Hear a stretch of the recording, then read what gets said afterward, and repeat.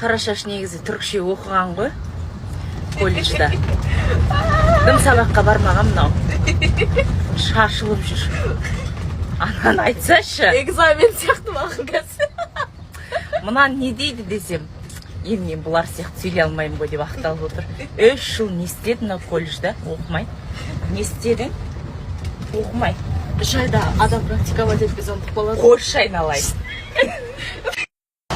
Енді оның вкустары бар ғой, қандай деп. Қақтан білесің ол вкус? Коктейль түрі болмай ма?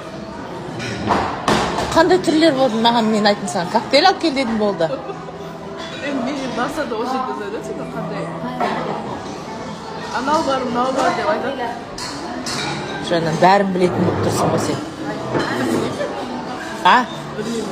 О, шіркін-ай.